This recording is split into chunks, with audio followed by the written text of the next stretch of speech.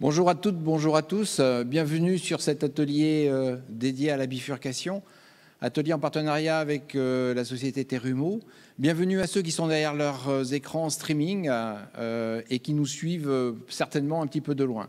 Alors on a 45 minutes pour un petit peu vous présenter l'ABC de la bifurcation. On ne sera pas exhaustif, bien entendu, mais on a pris le parti d'être le plus innovant possible en vous présentant des cas cliniques, en vous présentant un banc qui vous permettra de comprendre un petit peu comment gérer la prise en charge d'une bifurcation sur le plan purement technique. On n'est pas là tellement pour discuter les dossiers, on est surtout là pour discuter point de vue technique.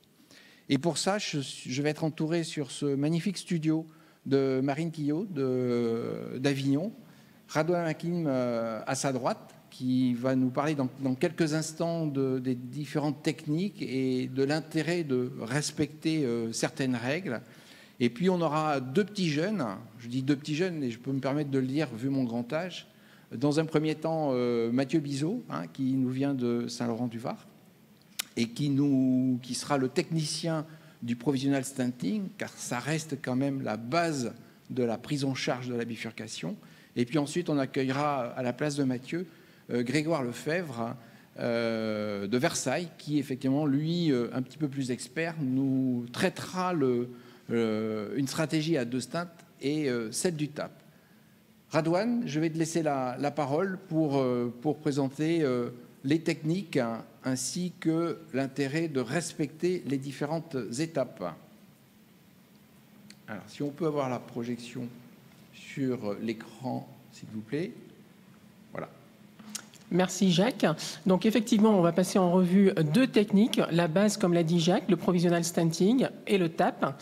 On va commencer très rapidement par une première diapositive. Juste pour rappeler que, quelle que soit la technique de bifurcation que vous utilisez, il faudra bien préparer la lésion. Et aujourd'hui, vous voyez qu'on a un panel d'outils à notre disposition qu'il ne faudra pas hésiter à utiliser. On va commencer par le provisional stenting. Donc la première étape du provisional stenting, une fois que vous avez positionné vos deux guides, c'est de mettre un stent dans la branche principale. Et ce stent, vous allez choisir sa taille en fonction de la partie distale de la branche principale. Une fois que vous avez fait ça, il va falloir faire un pot. Et ce pot, Jacques, s'il te plaît. Et ce pot va permettre donc de corriger la malaposition. Vous allez le voir sur la petite animation. Voilà. Ce pot va permettre également, lorsque vous allez refranchir les mailles vers la side branch, vers la branche fille, de ne pas passer sous le stent. Ça va faciliter le passage vers la branche fille. Et vous voyez qu'on passe d'abord dans la branche mère. Et en reculant, donc en pullback, on passe dans la maille distale pour passer dans la branche fille. Et enfin, ça facilite également le passage du matériel, ballon ou stent, que vous allez devoir éventuellement utiliser. Alors une fois que vous avez fait le pot, est-ce qu'on est en droit de s'arrêter à cette étape?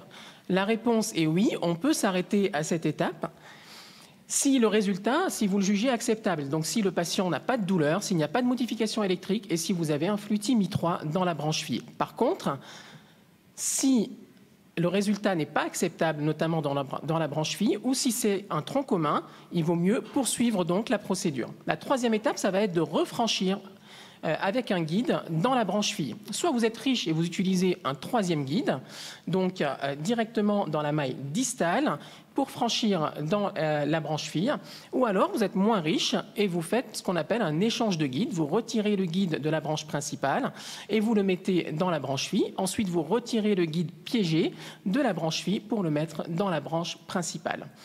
En prenant donc bien soin à ce moment-là de le retirer complètement en dehors du stent. L'étape suivante, vous avez le choix. Soit vous faites un kissing, soit de façon plus simple, vous ouvrez la maille. En sachant que dans tous les cas, vous allez déformer le stent.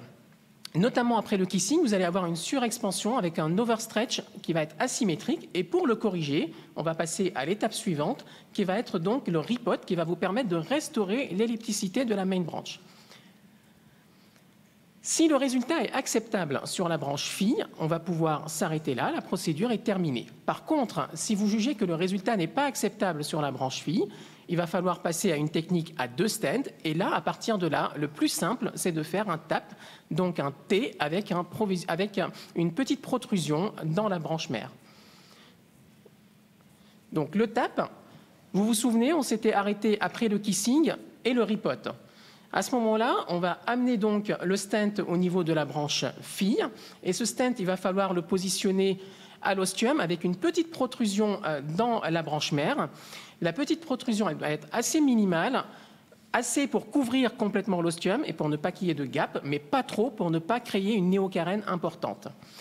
Donc on va mettre en place le stent, on retire un petit peu le ballon que l'on va regonfler pour optimiser le résultat au niveau de l'ostium. Et vous voyez qu'on a mis en attente un ballon dans la branche principale, ce qui va nous permettre ensuite de retirer le ballon de la branche fille et de gonfler les 2 ballons en même temps, donc de faire le kissing. Et on finit bien sûr avec un pot final et vous voyez qu'on a créé une néocarène métallique. Et cette néocarène devra être la plus courte possible. Et remarquez que le pot va être fait au-dessus de cette néocarène pour ne pas crocher le stent de la branche fille. Donc on va récapituler tout ce qu'on vient de dire sur une petite animation. On a mis en place les 2 guides.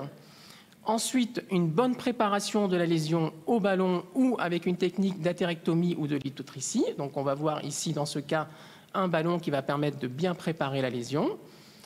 L'étape suivante, c'est de mettre un stent au niveau de la branche principale. Vous voyez que ce stent, il est mal apposé au niveau, on va dire, du tronc commun. On va donc faire un pot, et on parlera tout à l'heure du positionnement du ballon du pot. On a maintenant un guide piégé, on va refranchir, et vous voyez donc qu'on va dans l'IVA pour retourner ensuite dans la circonflexe, et on prend la maille distale. On fait un kissing. On aurait pu retirer le guide piégé avant. Et ensuite, on va positionner donc le stent au niveau de la branche fille. On optimise le résultat au niveau de l'ostium. On fait notre kissing avec le ballon qui était déjà en place. Et bien sûr, on finit toujours avec un pot au-dessus de la néocarène que l'on vient de créer. Voilà donc de façon simple les 2 techniques. Et maintenant, ça va être à Mathieu de jouer. Merci Radouane. On va pouvoir tout au long de cette session rediscuter des tips and tricks et de ce qu'il faut faire, de ce qu'il ne faut pas faire sur les différentes étapes que tu as proposées. Effectivement. Donc ce que je vous propose, c'est avant d'aller sur le banc, c'est un petit cas clinique. Voilà, il s'agit d'un homme de 69 ans, les facteurs de risque habituels. Vous avez un patient qui a fait une nécrose inférieure, qui a un syntax score qui est plutôt bas, pour lequel, sur cette lésion du tronc commun, une lésion distale du tronc commun, avec 2 beaux vaisseaux, avec une lésion qui prend un tout petit peu l'ostium de la circonflexe, eh ben, on décide effectivement de proposer une revascularisation percutanée au vu du syntax score 2, avec une stratégie la plus simple possible, à savoir un provisional stenting du tronc commun vers l'IVA, car pour moi, c'est encore l'IVA qui reste le vaisseau à protéger, même si on aurait pu faire un provisionnel inversé, probablement, c'est un élément qu'on aurait pu discuter vu la petite lésion qui existe sur l'ostium de la circonflexe. Et puis, on a décidé de ne pas couvrir ce tronc commun jusqu'à son ostium parce que le tronc est long et que ce n'est pas la peine d'aller mettre trop de matériel dans ce tronc. Voilà, donc première étape, effectivement, on s'est mis en 7F sur une bifurcation de tronc commun sur 2 larges vaisseaux. Je préfère effectivement me mettre en 7 French, en sheetless, pour économiser la radiale. Et 2 guides Sion Blue, hein, en l'occurrence notre guide usuel. Donc je pense que c'est ce que tu as fait sur ton banc.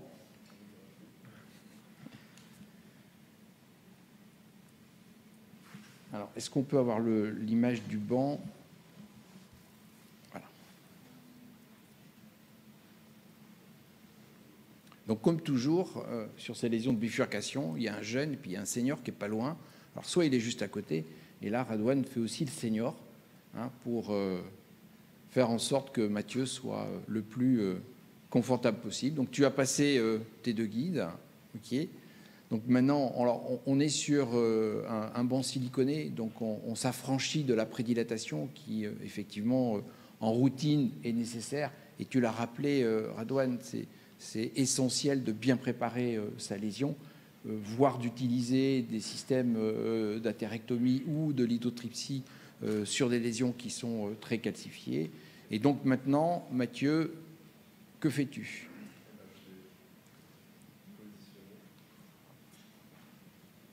Maintenant, après qu'on a préparé la lésion, je vais mettre le stent dans la branche principale avec un diamètre qui est adapté au diamètre distal de la branche principale.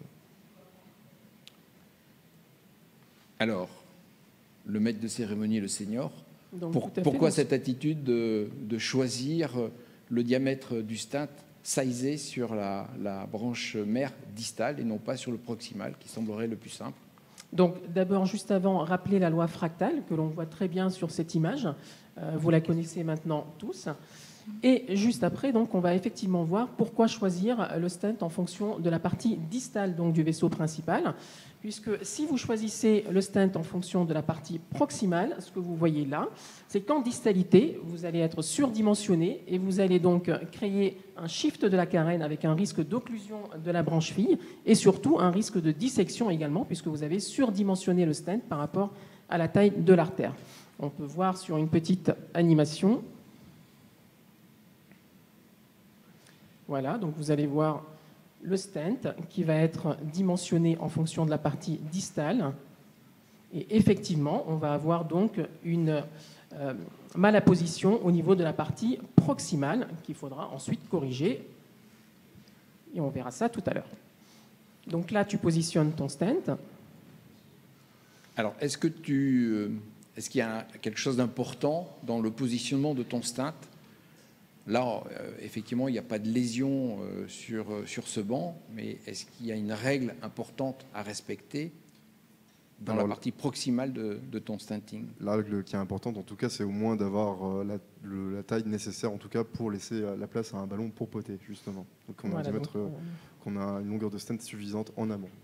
Tout à fait, donc d'avoir une longueur suffisante, donc au moins 8 mm, on va dire 6 à 8 mm. Mais le problème avec les ballons de 6 mm, c'est que c'est un seul marqueur et que ce n'est pas facile de les positionner pour faire le pot. Donc au moins 8 mm pour pouvoir faire un pot de façon correcte. Et là, Mathieu, sur le banc, comme Jacques, toi, dans ton cas clinique, vous avez choisi de mettre 2 guides. C'est vrai que dans ton cas, le risque d'occlusion de la side branch paraissait quand même minime. Et est-ce que c'est une technique que vous faites systématiquement de protéger la side branch ou alors, dans les risques d'occlusion faibles, de ne mettre qu'un seul guide? Alors, je vais répondre et puis Mathieu donnera son avis. Et je vais être très clair sur toute bifurcation sur laquelle je n'accepte pas de perdre la branche fille. Je mets toujours un deuxième guide. Un guide, ça coûte 3 fois rien. Le jour où on perd la branche fille, si c'est une grosse branche, on est vraiment en galère. Le gros avantage de garder un guide qui est gelé, qui est piégé, c'est qu'il nous permettra de retrouver beaucoup plus facilement cette artère qui vient de disparaître. Donc, de façon systématique, oui, je mets 2 guides. Et toi, Marine ? Je mets assez facilement 2 guides parce que ça prend quand même peu de temps. Que si on a une difficulté d'accès initiale, on sait que si elle s'occlue, il y a vraiment des grandes difficultés après pour la retrouver.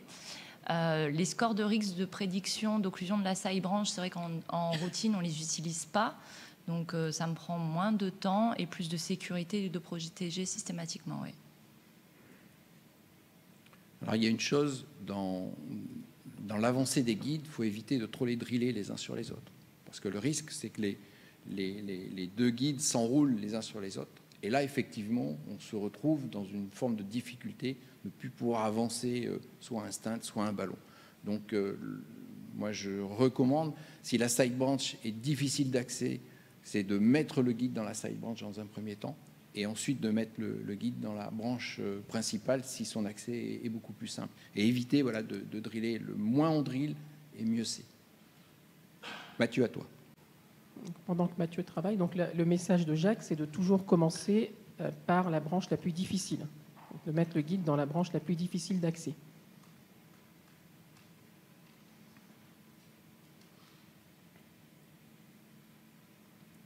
Quelle pression tu utilises? Tu es nominal? Je suis à la pression effectivement nominale. D'accord. Voilà. parce que là, sur un banc de silicone, c'est peut-être un peu plus difficile, mais est-ce que tu le fais sinon à la sensation, aller jusqu'à résistance, ou est-ce que tu te fixes l'atmosphère nominale du stent? Alors je travaille toujours effectivement avec la table de compliance du ballon. Alors après, effectivement, on a toujours l'impression avec le feeling, les images angiographiques, la présence d'une empreinte qui nous font conditionner ou pas. Mais il faut toujours rester sensible au fait de ne pas oversizer justement la distalité pour éviter les dissections. Et on revient aussi sur le commentaire que faisait Radouane, hein, c'est-à-dire qu'on a sizé sa branche distale pour pas non plus avoir ce chiffre de la carène. Si effectivement on monte en pression avec un matériel qui est parfois un petit peu compliant, ça dépend un petit peu des stents, hein. En l'occurrence, le Tanzai est très peu compliant, mais il y a d'autres stents qui ont une compliance importante, hein, et que lorsqu'on va se retrouver à 14 atmosphères avec un 3.0, on sera à 3.5 et on aura l'effet inverse de ce que l'on voulait en sizant son stent sur la distalité.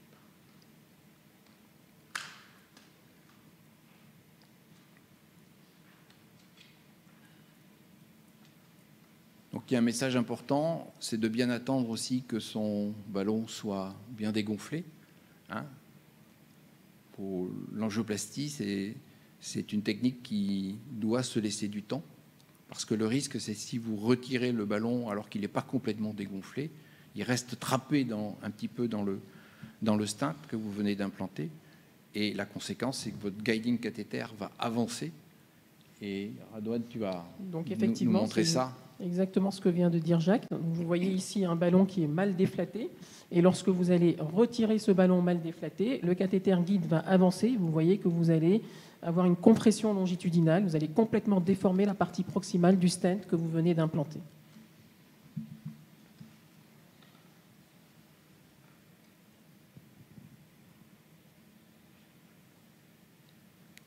Donc l'étape qui suit va être celle de faire le pot.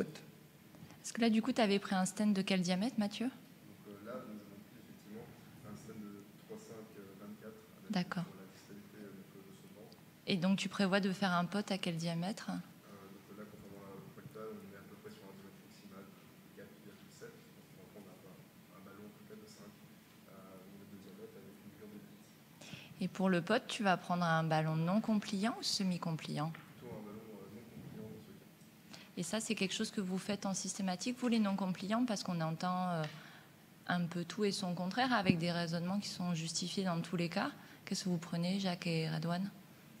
Alors moi, si c'est une lésion plutôt calcifiée, plutôt un non compliant. Si c'est une lésion au niveau du tronc qui n'est pas très calcifiée et que je veux monter en diamètre, plutôt un semi-compliant. Ouais, je rejoins tes commentaires sur une lésion qui est a priori pas résistante. Je vais plutôt utiliser un semi-compliant qui permet quand même de gagner un tout petit peu de diamètre. Il faut savoir que pour apposer un stent, il faut très peu de pression. Hein. Ce n'est pas la peine d'imaginer qu'on a besoin de mettre beaucoup de pression, sauf si la lésion est calcifiée et résistante. Et si tel est le cas, effectivement, dans ces cas-là, je vais prendre un non-compliant pour monter en pression. C'est vrai que le principe du pot au ballon semi-compliant donne cet espoir de se dire que le stent va complètement s'adapter, se mouler à la paroi, et c'est pas plutôt nous qui allons essayer d'imposer notre point de vue qui est certainement erroné. Alors donc juste un petit mot pour le choix du stent. Il va falloir choisir le stent en pensant après à la possibilité de faire le pot. Et donc vous avez cette table qui vous dit la capacité d'expansion des stents. Tous les stents ne se valent pas à ce niveau-là. Donc là, Mathieu a utilisé un Ultimaster de 3,5. Il faut savoir que l'Ultimaster de 3,5, on peut le monter jusqu'à 5,8 mm. Et donc c'est un des stents qui peut gagner beaucoup en diamètre. Donc ça, c'est important avant de poser un stent de savoir sa capacité d'expansion. C'est pas important, c'est fondamental. Ce tableau, vous devez tous l'avoir soit en tête, si vous avez une grosse mémoire. Moi, j'ai pas de mémoire, donc c'est affiché dans la salle de cathé. Et là aussi, je pense que dans les salles de cathé, ça sert à rien de diversifier, d'avoir 20 stents sur l'étagère. Vous en avez 3, ça suffit. Avec 3, vous allez faire exactement ce que vous voulez. Hein. Et vous, par contre, vous les connaîtrez très très bien, tant dans leur capacité de surexpansion, tant dans leur capacité de refranchissement d'émail. Il est clair que plus vous avez des mailles fines, et plus il est relativement aisé de refranchir la maille. Si vous avez un stent qui a effectivement une taille d'épaisseur de maille qui est importante, eh bien vous avez plus de chances d'être dans la difficulté. Donc sur une lésion parfois difficile de bifurcation, on peut être amené vraiment à choisir son stent en fonction de sa lésion de bifurcation. Mathieu, donc tu es en train de faire le POT. C'est ça. Tout à fait, exactement. Alors essentiellement, le POT, c'est le positionnement du ballon. Dis-nous exactement comment tu te positionnes. Alors, ce qui est important avec le POT, c'est d'utiliser le marqueur distal du ballon, en tout cas de le mettre au niveau de la carène pour bien éviter justement le carina shift, notamment et les risques d'occlusion de la branche fille. Voilà, c'est vraiment essentiel. Et là encore une fois, c'est aussi essentiel de connaître votre matériel. Tous les ballons ne sont pas équivalents. La zone d'épaulement par rapport au marqueur dépend du type de ballon que vous allez utiliser. Donc je vous encourage à regarder où se fait votre épaulement par rapport au marqueur. C'est très simple, hein. À la fin de la procédure, vous regardez où se fait l'épaulement, car il y a des épaulements qui se font en amont du marqueur et d'autres en aval du marqueur. Et si on ne respecte pas bien cette précision, eh bien, on peut rater sa cible. Allez, vas-y. Pendant que Mathieu gonfle son ballon, on peut voir sur cette petite animation effectivement le positionnement du ballon, avec la partie, le marqueur distal, généralement au niveau de la carène, mais comme l'a dit Jacques, donc ça dépend des ballons et il faut bien connaître ces ballons. Si vous faites un pot trop proximal ou si vous faites un pot trop distal, vous n'allez pas avoir un bon résultat. Si vous faites un pot trop proximal, c'est moins pire que trop distal, mais c'est pas bien. Vous n'allez pas, le stent va être bien apposé au niveau de la partie proximale. Par contre, vous n'allez pas faciliter votre refranchissement. Et le pire, c'est de faire un pot trop distal, où là, effectivement, on va le voir là. Si vous faites un pot trop distal, vous allez avoir un shift de la carène avec un risque d'occlusion donc de la branche fille, et également un risque de dissection, puisque du coup, vous allez sursizer votre stent sur la partie distale. Donc, bien positionner le ballon du pot.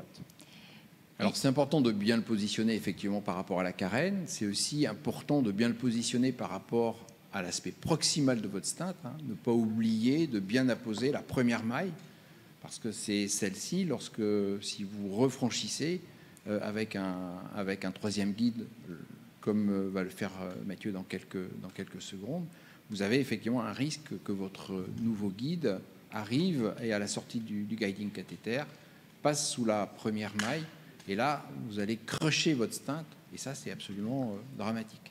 Mais là, Mathieu nous le montre assez bien. En fait, il fait le premier pot au niveau de la carène pour vraiment apposer, réouvrir la maille. Et puis après, il va travailler en amont sur la partie proximale pour apposer vraiment tout ce stent dans la main branch. Pour le positionnement, moi, je voulais savoir, est-ce que vous avez eu l'habitude d'utiliser les rehausseurs de stent systématiquement ou est-ce que vous restez en champ large? Oui, c'est ce que j'allais dire. Systématiquement, les rehausseurs de stent. Pour bien positionner sur la partie proximale, vraiment les premières mailles, ne pas rater le pot au niveau des premières mailles. Toi et aussi, ne Jacques, pas non plus se mettre trop en amont et risquer de disséquer. Absolument. Pour la partie toute proximale, il faut vraiment se servir du rehaussement de stent. Et par contre, pour le positionnement de son ballon sur la carène, là, l'imagerie de rehaussement ne sert à rien. Par contre, il faut vraiment injecter. Il faut surtout trouver la bonne incidence qui te permet de définir la bonne position de la carène, là où tu vas vraiment l'avoir bien ouverte devant toi et qui te permettra de faire le pot au bon endroit. Donc Mathieu, maintenant tu vas recrosser. Donc tu as pris l'option du troisième guide. Oui. D'accord. Ça coûte pas cher. Alors oui, c'est bien, c'est un bon argument. Ça coûte pas cher et je pense que je te laisse travailler. Je pense que sur une lésion du tronc commun, on a juste une seule envie, c'est que notre ligne de vie soit conservée. Et notre ligne de vie, c'est le premier guide qui est passé du tronc vers l'IVA. Moi, personnellement, je suis pourtant un adepte du pullback du guide qui est dans la branche mère sur des lésions sur une diagonale ou sur des lésions sur une marginale. Mais par contre, sur une lésion du tronc commun, je laisse toujours mon guide de sécurité, le premier qui a franchi et qui m'a permis d'implanter le stent dans l'axe tronc commun IVA. Moi, j'avoue, c'est aussi quelque chose que je fais systématiquement, de prendre un 3e guide, parce que d'expérience, j'ai appris comme ça. Et c'est vrai que une des seules fois où je ne l'avais pas fait, j'avais pas vu une malapposition du stent au niveau de la main branch. Et donc, en voulant refranchir, j'ai croché complètement le stent et avec un échec d'angioplastie. Donc, c'est vrai que prendre un 3e guide, quand on voit l'issue de la procédure, c'est pas ce qui coûte le plus cher. Tout à fait. Alors, il y a un bon tips and tricks pour franchir la partie proximale du stent, c'est d'essayer de passer son guide en boucle, comme je dis, à la jambe fajadée. Au moins, comme ça, on ne dissèque pas et on ne passe pas sous le risque de passer sous éventuellement une maille qui n'a pas été bien apposée. Et après, d'aller chercher la maille la plus distale, puisque, comme nous l'a bien montré Mathieu, il est allé chercher la maille distale. Alors là, c'est facile sur le banc, parce que là, on voit tout ce qui se passe exactement. En pratique, parfois, il y a un aléa quand même qui est beaucoup plus aléatoire. Et donc, lorsque vous faites de l'OCT, vous vous rendez compte que assez souvent, vous n'avez pas pris, même en pensant avoir pris la maille distale, vous n'avez pas pris la maille distale. Alors, Radouane, explique-nous pourquoi cette maille distale plutôt que la maille proximale. Donc, très important de prendre la maille distale. Vous voyez que quand vous prenez la maille distale, vous allez avoir ce que les anglo-saxons appellent un bon scaffolding de la side branch, donc avec donc l'ostium de la side branch qui est couvert par les mailles du stent. Par contre, si vous prenez la maille proximale, à ce moment-là, vous allez avoir des mailles de stent qui sont en regard de la branche fille. Et on peut le voir également à ce niveau-là. Vous voyez ici que vous avez, on le voit très bien là, si vous avez pris la maille proximale, vous avez des mailles de stent qui sont tout à fait en regard de la branche. Vous le voyez également ici sur cette image. Et si vous regardez à partir de la branche fille, vous le voyez également à ce niveau-là. Vous voyez donc des mailles de stent en regard de cette branche fille. Donc pour bien ouvrir la maille, c'est la maille distale qu'il faut prendre. Et donc là, Mathieu, pour pouvoir prendre la maille distale, on t'a vu, en fait, tu as passé le guide entièrement dans la main branch, dans l'IVA, et tu as retiré progressivement jusqu'à tomber vers la side branch. À peu près, oui. Et bon, j'y suis allé assez facilement.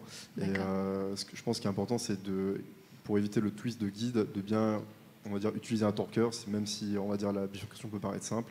C'est important de bien maîtriser chaque quart de tour de rotation du guide pour éviter que ça se twiste, parce qu'une fois qu'on a réussi à franchir la maille distale et que les guides sont twistés, on doit repartir de zéro si c'est le cas. Je suis assez d'accord avec toi d'éviter de twister. Par contre, je ne suis pas du tout d'accord avec toi pour les torqueurs. Oui, moi non plus. Voilà. Je pense que la main humaine est beaucoup plus sensible que le torqueur. Et qu'en pratique... Non, voilà. Mais c'est vrai qu'on a des guides torquables qui répondent extrêmement bien. Donc, moi, le torqueur, c'est jamais. Oui, mais moi, c'est pareil. Et c'est peut-être pas une bonne pratique. Hein. C'est pas parce que deux individus disent que c'est pas la bonne pratique qu'il faut retenir le bon message. Jamais, moi, j'avais appris à Grenoble sur un workshop, si jamais tes guides s'enroulent, la solution, c'est de monter les 2 ballons en même temps sur les 2 guides et de les faire avancer. Et c'est vrai que systématiquement, j'ai pu constater que ça marchait. Ça marche bien. Oui. Ouais. Donc il se passe des belles choses à Grenoble aussi. Merci. Donc après, c'est une question d'habitude, le torqueur, pas le torqueur. Oui. Donc là, tu as donc recrossé, tu as laissé pour l'instant ton guide piégé en place. Tu vas le retirer, d'accord. Et alors, est-ce que tu as une technique pour le retirer? Est-ce que tu fais que tirer? Est-ce que tu le torques pour... Alors, ce que je fais toujours, c'est déjà, dans un premier temps, j'exerce une petite tension sans vraiment le retirer pour être sûr, si je sens qu'il y a déjà une résistance à l'accrochage, c'est donc que le stent est bien apposé et donc qu'on a bien travaillé en amont. Ensuite, la deuxième chose, c'est que cette petite tension me permet de voir l'avancée du cathéter guide pour voir si justement il plonge ou pas. Si la réponse est un peu excessive sur une petite traction, dans ce cas-là, je fais un point fixe sur mes guides et j'extube délicatement mon cathéter sans valdinguer tout le matériel dans l'aorte pour pouvoir retirer en traction avec le contrôle de la main gauche justement le guide qui est piégé. Okay. C'est le petit doigt de la main gauche qui tient le cathéter guide et qui éventuellement l'amène à reculer. Et tout ça, bien entendu, doit se faire sous scopie. Hein, c'est fondamental. On ne retire jamais un guide piégé ou même un ballon qui vient d'être déflaté. Hein, c'est vrai qu'on m'a appris à retirer le guide piégé vraiment en le drillant pour diminuer les tensions. Donc, je ne sais pas si c'est quelque chose que Radouane, tu... Non, moi je le retire. C'est là où on voit les petites habitudes de chacun. On essaiera quand on rentre à la maison ce soir. Donc, Mathieu, il a très bien expliqué. J'expliquerai pas mieux. Je vais juste vous montrer une petite vidéo justement sur un banc d'essai où vous voyez, alors regardez, vous avez le guide piégé qui est là, et regardez au moment où on retire le guide piégé, comment le cathéter guide avance et vient taper sur le stent et va créer une compression longitudinale. Donc, comme l'a dit Mathieu, bien contrôler avec la main gauche le cathéter guide pour ne pas qu'il s'intube, surtout lorsque vous faites un tronc commun.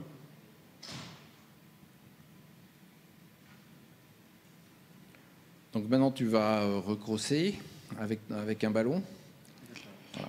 Là, sur le banc, c'est assez joli déjà l'image qu'on peut voir au niveau de la branche fille induite par le pot. On voit exactement ce que tu nous montrais, Radouane. Voilà. Donc là, avec le pot qu'il a fait, comme le pot a été bien fait, il a pu refranchir très facilement au niveau de la maille distale et il va pouvoir passer son ballon également très facilement. Et donc là, tu nous montres une technique de pot side et repot certainement. Le kissing, vous le faites systématiquement? Vous avez une préférence pour l'une ou l'autre technique? Alors, si je réponds, le kissing, oui, systématiquement sur un tronc, oui. Après, sur une IVA diagonale ou sur une marginale ou sur le réseau droit, je vais faire généralement pot side pot. D'accord. Radouane, toi? Moi, le plus souvent, un pot side pot, parce que c'est plus simple et que je fais simple en général. D'accord. Parce que la vie d'Olivier Darmon montrait que souvent, en fait, après le pot side pot, il avait le constat d'avoir une image qui lui déplaisait énormément sur la main branche distale, avec une attraction des mailles controlatérales. Et c'est vrai que moi, c'est un constat que j'avais eu aussi. Et depuis sa réflexion, j'adopte beaucoup plus le kissing, même sur des IVA diagonales. Et c'est vrai que je suis plus satisfaite des résultats. Je pense que ça dépend aussi de l'angle de bifurcation. Et plus l'angle est petit, plus effectivement on a cette contrainte-là. Et donc quand l'angle est petit, je préfère effectivement faire des kissings.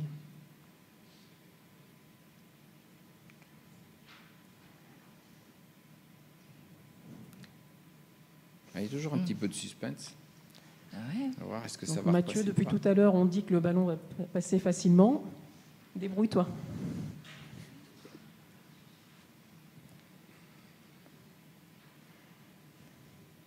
C'est un ballon tout neuf. Donc pour faire les potes, et tout à l'heure on va en reparler pour le repot, très important de prendre des ballons neufs, des ballons qui ont déjà servi. Vous allez avoir là aussi un risque de compression longitudinale de votre stent. Donc très important de prendre des ballons neufs. Et là, si jamais ça ne franchit pas, quelle peut être la solution, Radouane, que tu pourrais proposer à Mathieu? Alors on pourrait éventuellement refaire un pot. Peut-être que le premier pot n'a pas été bien fait. On peut refranchir également. Peut-être que le franchissement on n'a pas pris la bonne maille. Voilà. On peut prendre un petit ballon. Si on est sûr d'être dans la maille distale, on n'est jamais sûr, hein, mais si on a quand même l'impression d'être dans la maille distale, on peut prendre un petit ballon. Moi, souvent, ce que je fais, c'est que je retire le guide qui effectivement a recrossé, je le ravance dans l'IVA et j'essaie de trouver une autre cellule. Et après, si je vois que ça passe pas, et ben dans ces cas-là, je vais prendre un petit ballon, 1.5 Je pense qu'il vaut mieux effectivement d'abord essayer de remettre le guide avant de prendre un petit ballon. Parce que si tu prends un petit ballon et que tu n'as pas fait un bon pot, le petit ballon risque de passer sous la maille de stent, surtout si ton guide est passé sous la maille de stent. Et là, tu vas décoller ton stent de la paroi complètement. Alors, on a une question de Pierre Ledé d'Agno. Vas-y, Pierre. Parle fort, je relayerai. En fait, sur cet échec de franchissement, ça ne correspond pas trop à une pratique que je fais. C'est qu'en général, personnellement, j'essaie de passer le ballon à travers la maille avant de retirer le guide piégé. Ce qui fait que ça peut aider un petit peu déjà à redresser l'artère. Vous avez un guide qui est piégé, donc ça augmente un peu le support. Alors évidemment, j'essaye de retirer le guide piégé avant d'inflater le ballon. Mais par contre, je passe d'abord le ballon avant de retirer le guide piégé. Et typiquement, dans cette situation, le ballon ne passe pas, donc on retire le guide et on va se retrouver avec une diagonale sans guide, alors que avoir laissé le guide piégé aurait permis de le garder. Merci Pierre, c'est un très bon commentaire, effectivement. Et juste de penser à enlever le guide qui est piégé, qui est gelé avant l'inflation du ballon, tout à fait. Donc là, Mathieu, tu as refranchi.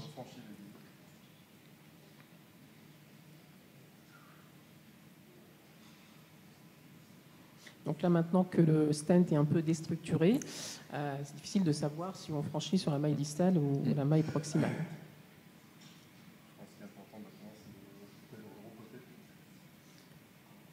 Oui, on pourrait repoter. Peut-être pour aller plus vite, on va quand même, si vous êtes d'accord, Oui. Marine Oui. et Jacques, essayer de passer le ballon. L'idée, c'est que tu puisses passer le ballon et qu'après, on enchaîne sur Grégoire.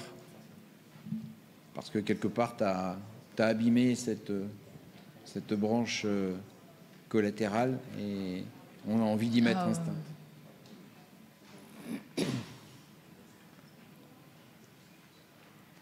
Oui, là, dans cette situation, c'est sûr qu'il va falloir certainement travailler sur cette artère et la couvrir. Une bifurcation, c'est jamais gagné tant qu'on n'a pas retiré les deux guides et qu'on a un résultat satisfaisant géographiquement, voire par imagerie. Justement, je rebondis. Est-ce qu'éventuellement, sur un tronc commun, est-ce que vous faites de l'imagerie de façon systématique, Marine? On va poser la question surtout à Chartres, qui est une très belle école d'imagerie. Mais non, quand on voit les statistiques et le nombre d'angioplasties guidées par imagerie, elle est très peu nombreuse. C'est sûr qu'on est frustrés tous, enfin moi je le suis, de ne pas pouvoir en faire systématiquement sur les angioplasties complexes. Mais non, c'est très peu fréquent, moi, les angioplasties, même du tronc guidées par l'imagerie. Alors Chartres, un petit peu plus. Systématique, non, clairement non. Mais sur les troncs, on essaye effectivement au maximum de faire une imagerie. Nous, c'est l'OCT. On essaye vraiment au maximum, surtout si le patient est jeune. Vraiment, quand le patient est jeune et qu'on opte pour une stratégie percutanée, il faut absolument optimiser le résultat avec une imagerie. Bon, là, on peut voir que Mathieu, sur le banc d'essai, a réussi à trouver la solution en refranchissant dans une maille différente. Mais c'est important, vous voyez, parce que là, il a travaillé sur un banc, il voit ce qu'il fait, il avait l'impression qu'il était dans la bonne cellule, et nous-mêmes avions constaté, voilà, on le trouvait pas mal, et ça passait pas. Donc il n'a pas forcé, en risquant quand même de déstructurer complètement le stent, même s'il est probablement un petit peu déstructuré, et quelque part, il a refranchi, il a refait son étape précédente d'une façon tout à fait parfaite, en prenant une autre cellule. Alors peut-être a-t-il pris la cellule proximale, qui était peut-être un petit peu plus ouverte et qui a permis effectivement d'ouvrir au ballon ensuite cette branche collatérale. Voilà. Donc encore une fois, l'angioplastie, c'est pas un métier de brute. Pour ça d'ailleurs qu'il y a plein de femmes qui nous rejoignent. Et quelque part, il faut beaucoup de douceur. Si ça bute, c'est qu'il y a une raison. Soit on est sur des lésions résistantes calcifiées, soit on est sur effectivement un obstacle. Et là, l'obstacle, c'était la maille qui n'était pas parfaitement ouverte. Alors, ce que je te propose, Mathieu, là, tu voulais refaire un pote final? Soit un qui signe. D'accord. Alors, ce que je te propose, c'est parce que le temps tourne, il ne nous reste plus beaucoup de temps, et je voudrais quand même que Grégoire prenne la suite, parce que là, on va estimer que sur ton résultat, sur la side bench, le résultat, il n'est pas bien, et qu'il va falloir prendre une décision de mettre un deuxième stent. Alors, il y a plein de techniques à deux stents. Si je me tourne à gauche, je connais la réponse, parce qu'ils vont tout me décacrocher et il va y en avoir partout. Moi, je suis aux antipodes de ça. Je crois que j'ai fait dans ma vie d'angioplasticien 1 ou 2 fois un décacrush et que tout le reste, je m'en suis toujours sorti en faisant du tap. J'aime pas non plus la culotte. La culotte, parce que pour moi, je trouve que c'est beaucoup de matériel et à part si on a vraiment 2 vaisseaux qui sont de taille, de sizing, de diamètre égaux, ça passe très très bien. Et je trouve que le tap, lorsqu'il est bien réalisé, permet de se sortir soit en bail-out, comme c'est le cas dans cette situation-là, soit de initialement prendre en charge un patient avec une attitude de tap. Si on avait eu le temps, je vous aurais montré le deuxième cas clinique que je vous avais préparé, qui était une IVA diagonale, sur lequel j'ai traité l'IVA alors que la diagonale est malade, que je savais que j'y mettrais un stent et que je l'ai fait en tap. Alors Grégoire, explique-nous. Maintenant, tu récupères le travail de Mathieu. Je vais récolter un peu au niveau de la partie proximale pour essayer que le stent ne s'accroche pas dans les mailles. D'accord. Donc avec la même attitude de faire un pot qui soit le plus proche de la carène pour l'instant. Bah, c'est vrai que vu la déstructuration du stent qu'on a présagé au moment du refranchissement, le ripote est de toute façon systématique, mais encore plus là, et on le voyait très bien sur le banc. En fait, il y avait une déstructuration complète en pratique proximale. Donc comme tu vas en plus amener un deuxième stent, si on veut vraiment prévenir du risque de dessertissement, cette étape était fondamentale. Alors on va parler du positionnement du ballon du ripote. Donc là, le positionnement n'est pas le même que pour le pot. Il faut faire très attention à ça. Donc on va le voir. La ligne rouge, c'est le positionnement donc, au niveau de la carène du ballon du pot. Et la ligne noire, c'est le positionnement pour le ripote. Sinon, vous allez redéformer votre stent. Donc bien penser à le mettre en amont pour corriger la déformation du stent. Voilà, l'objectif du ripote, c'est effectivement de corriger la déformation du stent à l'opposé de la branche collatérale, puisque lorsque vous avez gonflé dans votre branche collatérale, vous avez attiré la partie opposée de votre stent vers l'intérieur de la lumière de l'artère. Donc effectivement, il faut aller, si tu peux nous montrer, parce que c'est vraiment, vraiment important hein, de revoir ça. Voilà, la déformation, elle est vraiment là. C'était uniquement le fait de l'inflation sur la branche collatérale. Et donc, effectivement, c'est important. Ce ripote, il n'a qu'une seule vertu, c'est d'aller apposer à nouveau le stent sur sa paroi opposée.